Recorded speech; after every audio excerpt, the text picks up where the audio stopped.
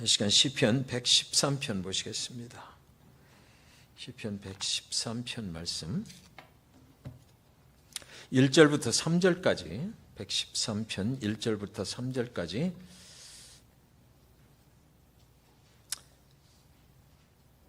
같이 한 목소리로 봉독합니다. 시작. 할렐루야. 여호와의 종들아 찬양하라. 여호와의 이름을 찬양하라. 이제부터 영원까지 여호와의 이름을 찬송할지로다. 해 돋는 데에서부터 해 지는 데까지 여호와의 이름이 찬양을 받으시리로다. 아멘. 우리가 이렇게 또 찬양하면서 예배하니까 참 하나님께 기쁨이 되는 줄 믿습니다. 하나님께서 우리의 찬양을 들어주시고 하나님께서 기뻐하실 줄 믿습니다. 역전 드라마를 만드시는 하나님이라는 제목으로 함께 말씀을 상고하도록 하겠습니다. 모든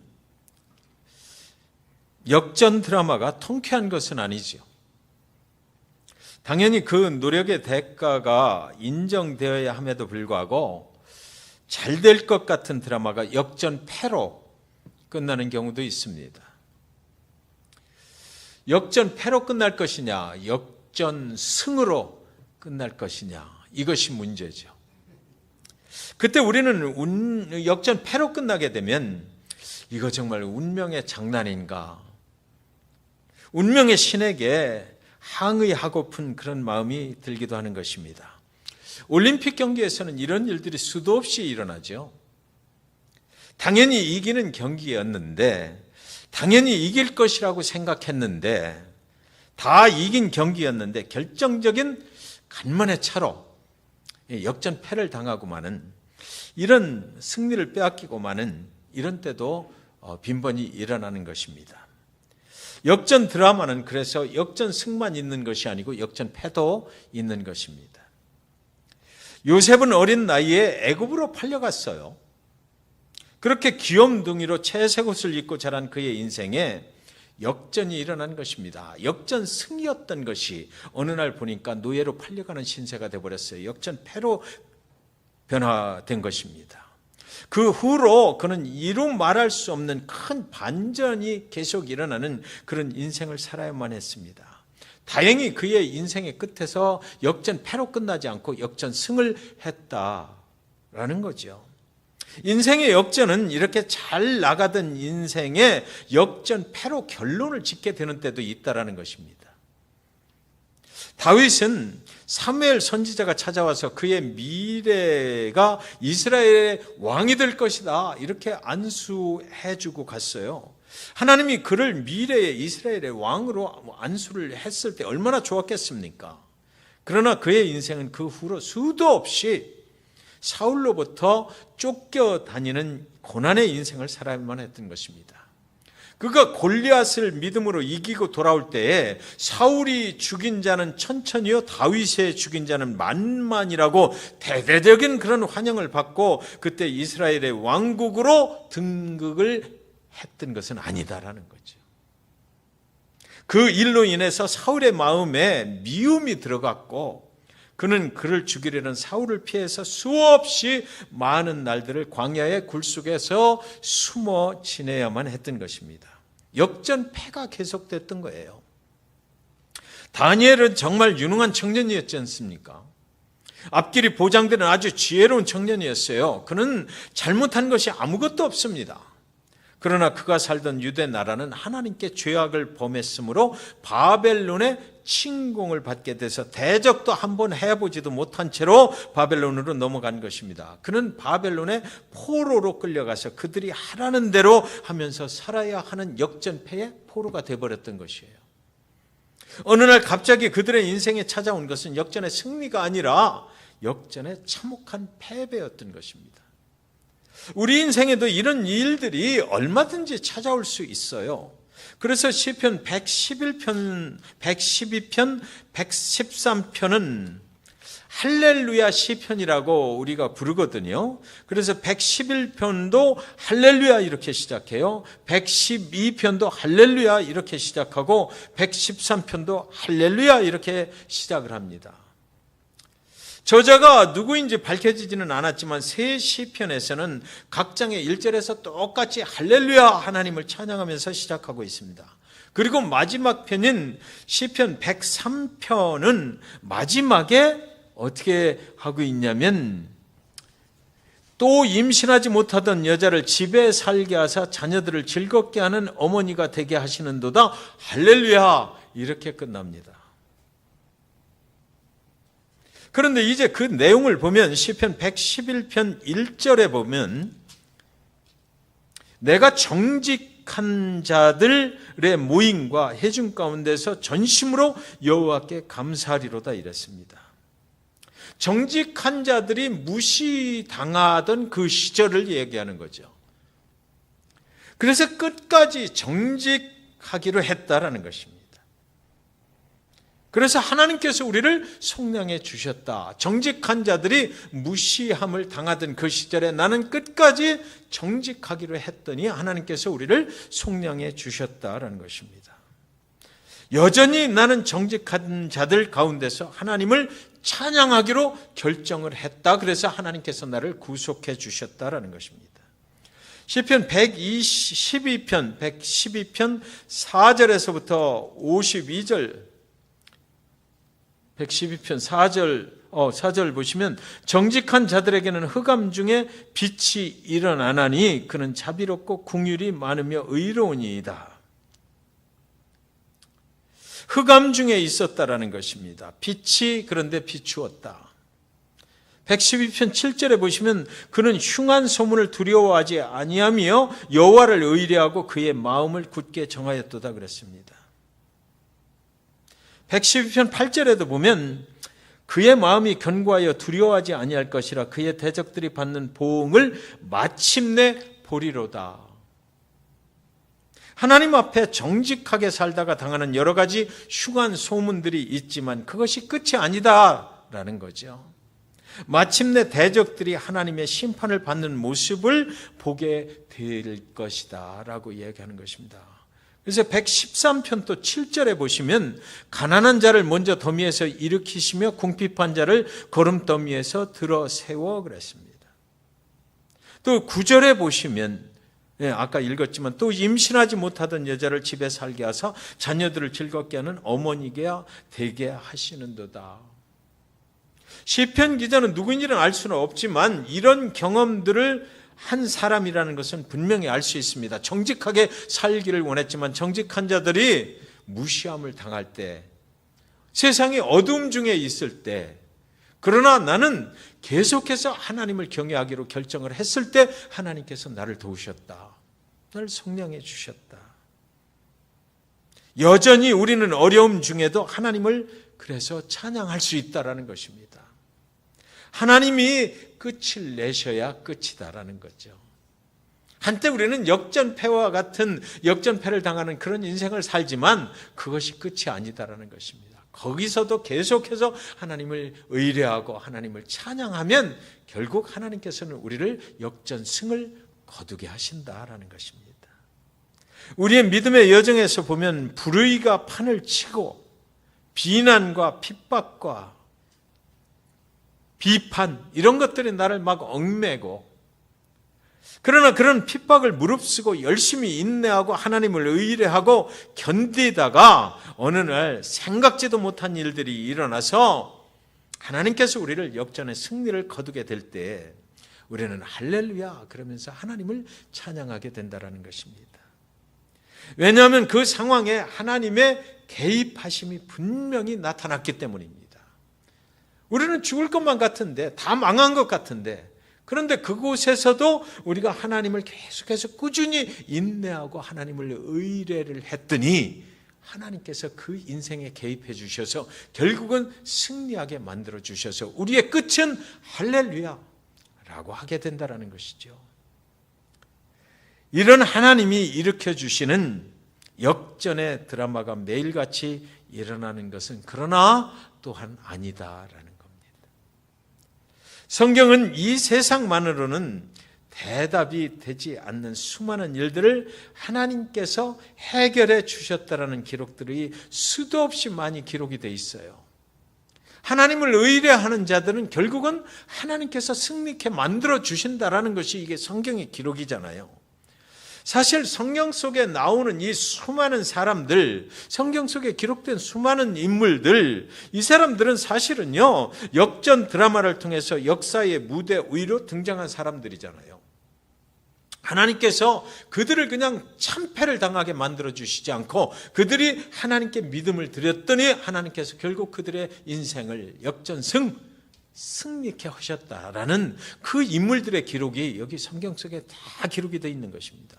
그리고 당당히 마침내 하나님의 하나님 되심을 증가하는 그런 삶을 살아가게 된 사람들의 이야기가 여기 있다는 거죠.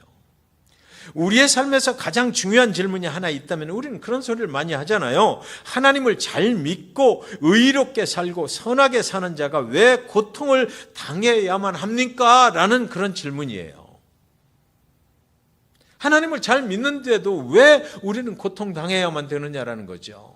예수 그리스도가 타고 가시는 함께 탄 그 배에 왜 폭풍이 불어오느냐는 거예요. 하나님께 순종을 해서 하나님이 저쪽으로 건너가라고 그래서 그 배를 타고 건너가는데 왜 그 배에 폭풍이 불어오느냐라는 거죠. 하나님을 잘 믿었는데도, 하나님 아버지 앞에 난 신실한 믿음을 드렸는데도 왜 내 인생이 이렇게 망주가 되느냐 말입니다. 왜 고통당해야 되느냐는 거예요. 다 끝난 것만 같은 역전패의 인생으로 그냥 두시는 때가 있느냐라는 거죠.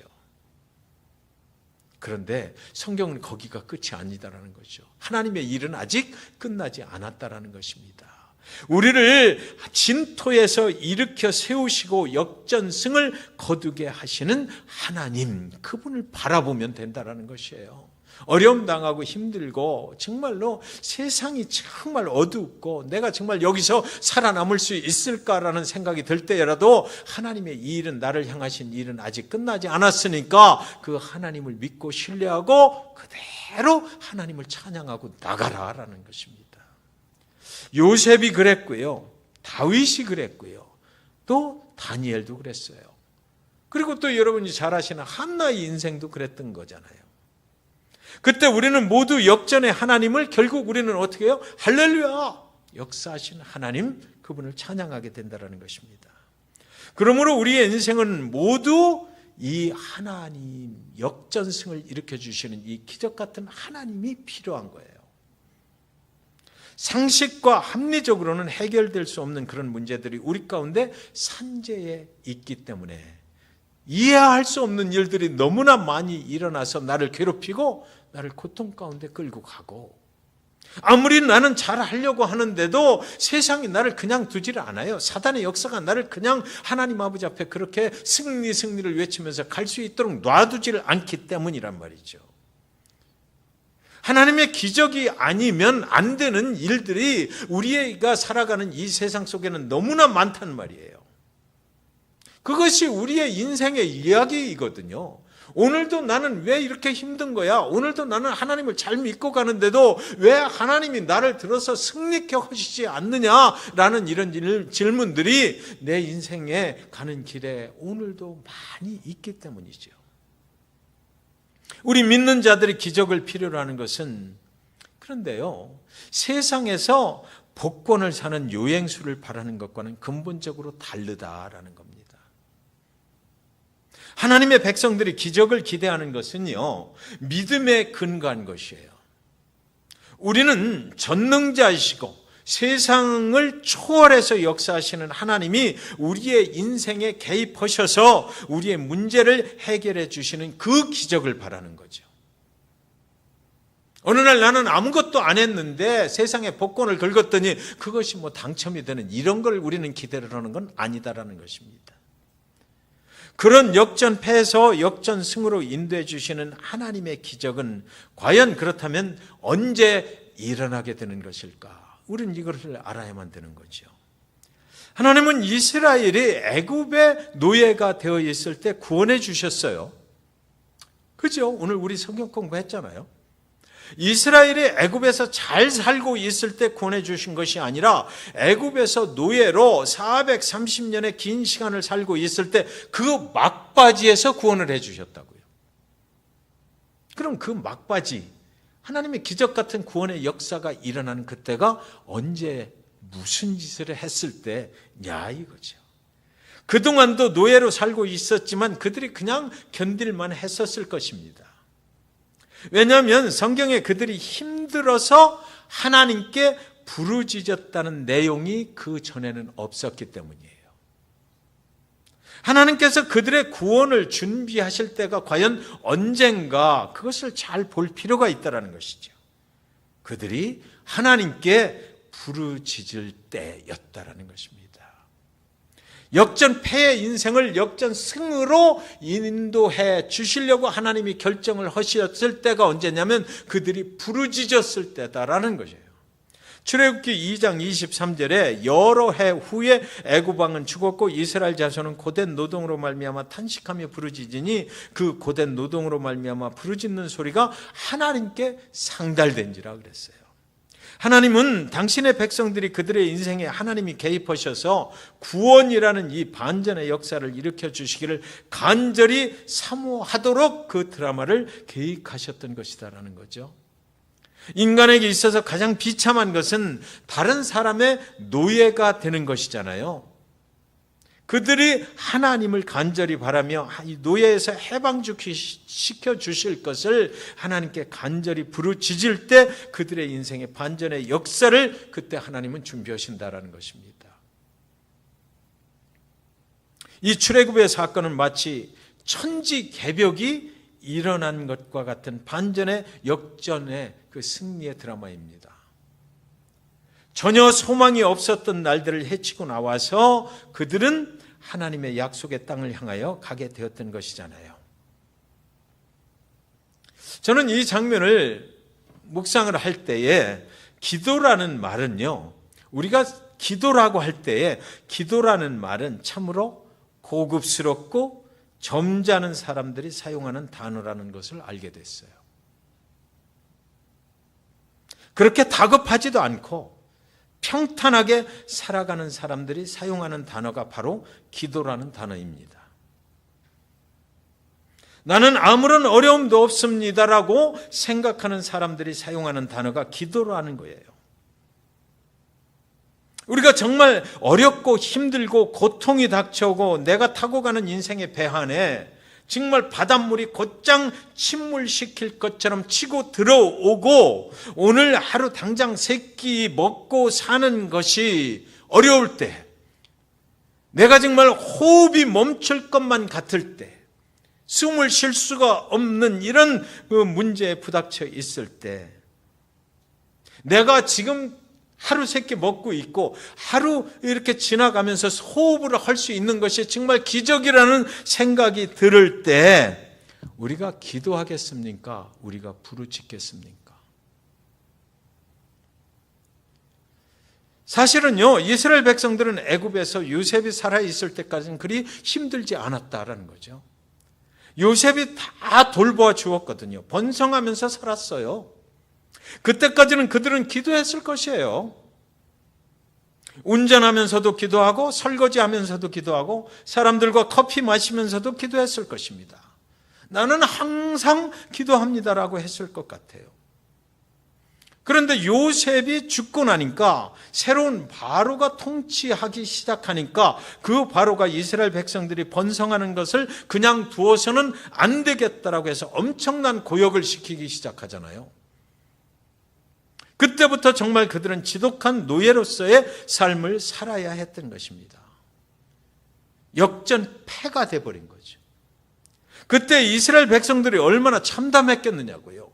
그들의 삶은 끝났다라고 생각이 들지 않았겠습니까? 그러나 그들을 향하신 하나님의 일은 아직 끝나지 않았어요. 그래서 역전패에서 역전승으로 가는 길이 그때 하나님으로 인해서 열리기 시작하는 거잖아요. 역전패에서 역전승으로 가는 길이 어디서부터 열리기 시작했느냐고요. 그것을 주목해 볼 필요가 있죠. 하나님께 부르짖은 것부터 그 일이 시작이 됐다라는 것입니다. 하나님께 기도하는 것이 아니고 그때부터 그들이 부르짖는 거예요. 모세가 혼자 바로 왕을 찾아가서 그 일이 된 것이 아니지 않습니까? 여러분, 제 목회 경험에 기도는 점잖은 대감집 자제들이나 하는 거예요. 사실은요. 매여 있는 노예는 부르짖는 것이죠. 죄에서 해방시켜달라고 부르짖는 거예요. 회개하며 부르짖는 것입니다. 나를 용서해달라고 부르짖는 것이에요. 오직 하나님만이 나를 구원해 주실 수 있는 분이라고 부르짖을 때 역사가 일어나는 것이잖아요. 아직 견딜만 하고 살만하면 사람들은 부르짖는 기도하지 않아요. 내가 완전한 흑암 중에 있을 때 나를 도저히 하나님이 아니시면 내가 세상에 의지할 것이 아무것도 없구나라는 생각이 들을 때 우리는 부르짖어서 하나님을 만나길 원하는 거지요. 노예의 발목에 쇠고랑이 채워지고 고된 노동에 시달리고 빠져나갈 수 있는 길이 하나님께 부르짖는 길 밖에는 없다고 생각할 때 인간은 부르짖는 거예요. 그때 에라야 비로소 부르짖고 하나님을 만나길 원하는 거죠. 그래서 부르짖는 기도는 하나님을 즉각 움직인다는 것입니다. 우리의 인생을 향하신 하나님의 뜻이 무엇입니까? 우리 교회를 향하신 하나님의 뜻이 무엇입니까? 역전패로 끝나는 것이 하나님의 뜻이 아니잖아요. 죽음을 이기시고 살아나신 그 역전승을 거두는 것이 하나님의 뜻이에요. 예수님이 무덤에 묻히실 때 하나님은 이미 3일 후에 어떻게 될지에 거기에 이미 가 계셨다고요. 역전패로 죽음으로 끝나는 것이 아니고 살아난다, 내가 살려낸다. 하나님은 이미 하나님의 계획은 거기에 가셔서 역전승, 세상 모든 사람들이 십자가에 죽는 날 이제 끝났다라고 제자들조차도 그 예수님을 버리고 다 떠나버렸을 때 그 3일 후에 무슨 일이 일어나게 될지 하나님의 계획 가운데 있었고, 하나님은 분명히 그 인생을 역전승을 만들어 보셔서 하나님 우편 보좌에 앉게 하셨다라는 것입니다. 그것이 하나님의 뜻입니다. 그의 뒤를 따르는 우리의 인생은 그렇다면 여기서 끝나는 것이 아니다라는 것이죠. 더 가봐야 알 수 있어요. 믿음으로 버티며 인내하며, 그리고 가장 중요한 것은 그냥 기도하지 말고 하나님께 부르짖을 때 그 역사가 일어난다니까요. 예. 여러분, 제가 하나 경험담을 말씀드리면, 어린아이를 낳아가지고 제 딸을 낳는데 이게 제 자식인 것 같지가 않더라고요. 처음 낳아보는 아이니까. 근데 아이가 와서 다 죽어가는 거예요. 퇴원을 해서 이제 집에 와 있는데 한 2주 동안 계속 울기만 하는 거예요. 그래서 저는 어떤지 잘 몰랐어요. 근데 정말 이대로 놔뒀다간 죽을 것 같더라고요. 그때 그 섬뜩한 생각이 막 드는 거예요. 내가 아이 크는 것을 안 해봤으니까 모르는 거죠. 그래가지고 그때 막 이제 밤 11시 됐는데 그 아이를 안고 뛰는 거죠, 이제 병원으로. 그래서 병원을 막 두드려 가지고 보니까 너무 늦었습니다. 그러는데 정신이 번쩍 드는 거예요. 그때는 나도 모르게 부르짖는 기도가 막 나오는 거죠. 왜 이렇게 늦게 왔습니까? 그래서 다른 병원으로, 큰 병원으로 가라고. 그래서 막 택시를 타고 가는데 그 속에서 막 기도가 나오는 거예요. 그래서 이제 인큐베이터 속에 다시 들여보내고, 한 2달인가 그렇게 되는 그 기간 동안에 가만히 있질 못하겠더라고요. 살려야 되잖아요. 어떻게든지 해서. 하나님의 기적이 아니면 저거 죽는 거야. 그러니까 막 열심히 안 나가던 막 교회 새벽 기도도 나가서 막 부르짖는 거죠. 살려주세요, 살려주세요. 맨날 찾아가서 보면서 그 인큐베이터 속에 들어있는 거 보고서 막 쭝얼쭝얼거리고 막 부르짖는 겁니다. 그랬더니 결국은 기적같이 살아냈어요. 하나님, 우리는 정말 우리가 처한 상황이 암담하다고 느낄 때 우리는 부르짖게 돼 있거든요. 여러분의 교회를 사랑하세요? 내 사랑하는 딸이 죽어가는 모습을 보니까 저는 부르짖지 않고는 못 베기겠더라고. 내가 그 딸을 사랑하지 않는다면 내가 부르짖을 이유가 아무것도 없어요. 여러분이 처한 상황을 사랑하십니까? 우리가 처한 상황이 정말 내 것이라고 느껴지고 죽을 것만 같다라고 느껴져요? 위기가 왔다라고 느껴지면은 우리가 가만히 있을 수가 없잖아요. 하나님만이 이 상황을 해결하실 수 있는 분이다라는 것을 우리가 안다면, 내가 정말 이 상황을 사랑한다면 여기서 어떻게든지 해서 무언가 하나님의 기적 같은 일이 일어나야 되겠다라고 생각한다면 우리가 가만히 있을 수가 없잖아요. 부르짖어서 기도하는 수밖에 없는 거예요. 오직 한 가지 방법은 역전패에서 역전승을 이루시는 그 하나님 아버지 앞에 부르짖어서 기도하는 수밖에 없다고요.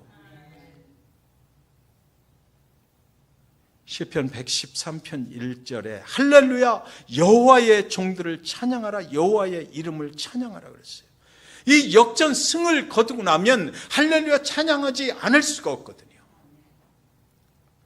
여호와의 종들하는 하나님의 백성들을 말하는 것이고, 그러니까 시편 기자는 지금 이스라엘 동포 여러분 이렇게 얘기하는 거거든요. 우리가 지금은 가나안 땅에서 이렇게 자유를 누리며 하나님께 예배드리는 것을 방해받지 않고 살고 있습니다. 우리 조상 때를 돌아봅시다. 그때 우리는 애굽의 종이었고 바로 왕의 노예였습니다. 그런 우리를 출애굽하게 해서 자유인이 되게 하셨습니다. 그분이 하나님이십니다. 여호와 하나님께서는 기적 같은 방법으로 홍해를 열어주셨고, 광야 40년 동안 만나로 반석에 물을 먹이셨고, 그동안 그 기간 동안 우리의 옷이 신발도 헤어지질 않았고 발이 부르트지도 않았고, 그리고 우리는 군사훈련을 하지도 않은 오합지졸과 같았지만 하나님께서 약속하신 그 가나안 땅을 차지하게 되어 지금까지 올 수가 있었습니다. 이제는 자유인인 여호와 하나님의 종이 되었습니다. 우리가 구원자, 우리의 주인이 되시는 하나님께 온 마음을 들여서 할렐루야 찬양합시다 라고 지금 기록하고 있는 거예요.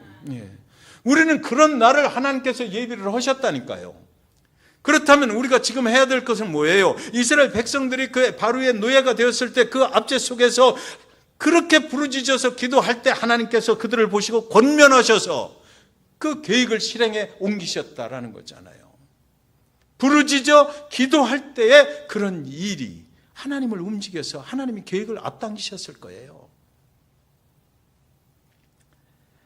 113편 2절에 보면 이제부터 영원까지 여호와의 이름을 찬송할지다. 이런 경험을 하고 나면 우리는 영원까지, 내가 죽을 때까지 내 평생에 하나님을 찬양하겠습니다라는 고백이 나오는 거죠. 찬양을 해야 할 때는 그래서 언제나 우리의 찬송은 일회성으로 끝나는 것이 아니에요. 주일날만 찬양하는 것이 아니에요. 이 땅에서 생명이 다하는 때까지를 말하는 것입니다. 내 평생에 여호와를 찬양하자. 이렇게 좋은 복이 어디 있느냐고요. 가장 위대하신 분, 우리의 인생을 역전패에서 역전승으로 인도하실 수 있는 분, 그분을 내가 평생에 찬양하고 살아간다는 것이 이 얼마나 축복입니까? 그래서 113장 3절에 보면 해 돋는 데에서부터 해 지는 데까지 여호와의 이름이 찬양을 받으시리로다. 해 뜨는 데부터 해 지는 데까지 주 이름 찬양하리라. 찬양을 해야 될 장소는 해 뜨는 데부터 해 지는 데까지래요. 우리의 삶이 시작된 곳에서부터 끝나는 곳까지, 영원까지죠. 우리가 어디서 어떤 상황 가운데 살고 있든지 하나님을 찬양하라는 것입니다. 이 장소는 길을 잃고 방황하는 정글 속에 있다 할지라도, 침몰해가는 배의 한복판에서도 찬양을 하는 것입니다. 왜요? 우리보다 앞서가시는 하나님은 이미 앞서가셔서 역전승을 준비하고 계시기 때문이에요. 그걸 우리가 알기 때문에 그런 거죠. 예수를 죽음에서 살리신 하나님이 우리를 향해서 계획하신 일들의 과정이 그렇다라는 거죠. 우리가 인생 살다 보면 정말 힘들 때 있잖아요. 교회도 힘들 때가 있어요. 그러나 우리가 부르짖어 기도해야 되는 그 이유는 바로 앞에 역전승을 준비하신 하나님이 계시기 때문인 거죠. 하나님의 뜻은 역전패에 있지 않고 역전승에 있습니다. 지금 힘들고 어렵다면 앞서가신 하나님이 준비하신 역전승의 날을 우리는 바라보아야만 하는 것입니다. 이것으로 끝나지 않는 거죠. 하나님은 아직 끝나시지 않았어요. 우리 인생이 아무리 힘들어도 하나님은 아직 끝나시지 않았어요. 우리의 인생은 그렇게 쉽게 끝나는 것이 아니에요. 하나님 안에 있는 인생은 패배한 것 같으나 하나님은 끝날 수가 없어요. 언제까지? 하나님을 믿는 그 믿음 안에서 그 믿음을 보시고 승리케 되는 그날까지 하나님은 인도하실 계획을 이미 가지고 계시다고요. 그러니까 우리가 좀 어렵고 힘들다 생각이 들 때는 뭐 하면 돼? 오늘 말씀 따라서 부르짖어서 하나님을 찾으면 되는 거예요. 하나님께서 역전승을 분명히 이루어 주실 것을 우리가 믿기 때문에 그렇죠. 여러분, 우리 교회 사랑하시죠? 네. 그렇다면 우리는 부르짖어서 한번 기도할 필요가 있는 거죠. 네. 그러면 하나님께서 이스라엘을 구원으로 인도해 주셨던, 이스라엘을 승리케 하셨던 그 하나님께서 우리 교회와 우리 성도님들의 인생 가운데 승리케 하실 것, 그것을 우리는 믿는 것입니다.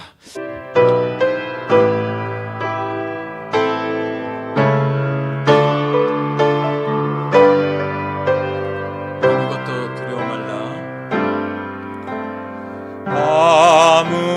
아무것도 두려워 말라. 주 나의 하나님이 지켜주시네. 놀라지 마라. 겁내지 마라. 주님 나를 지켜주시네. 아무것도 두려워 말라. 아무것도 두려워 말라. 주 나의 하나님이 지켜주시네. 놀라지 마라. 겁내지 마라. 주님 나를 지켜주시네.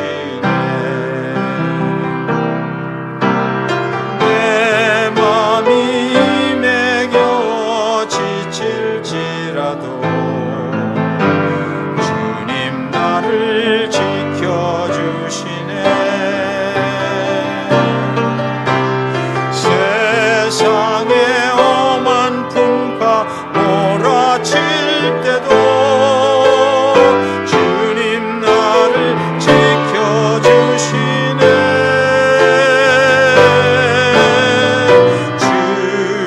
주님은 나의 산성, 주님은 나의 요새, 주님은 나의 소망, 나의 힘이 되신 여호와. 세상의 험한 풍파 몰아칠 때도, 세상의 엄한 풍파 몰아칠 때도 주님 나를 지켜주시네.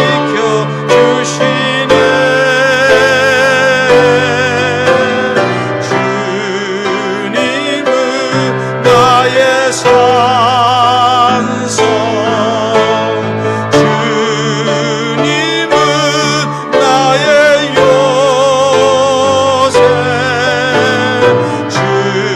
주님은 나의 소망, 나의 힘이 되신 여호와. 잠시만 1분만 기도하겠습니다. 통성으로 부르짖어 기도할 때 하나님, 나의 교회를 사랑합니다. 하나님, 사랑하는 교회를 하나님 역전승을 거두게 하실 줄 믿습니다라고 우리 잠시만 기도하겠습니다. 교회를 사랑합니다라는 고백과 함께 기도합니다. 하나님 도우시옵소서. 하나님 기도합니다. 아버지 하나님, 우리가 참으로 부르짖어 기도합니다. 나의 교회를 사랑하기 때문에 기도합니다. 나의 교회를 아버지 하나님 이대로 두지 마시옵소서. 하시옵시고 하나님 살리시옵소서.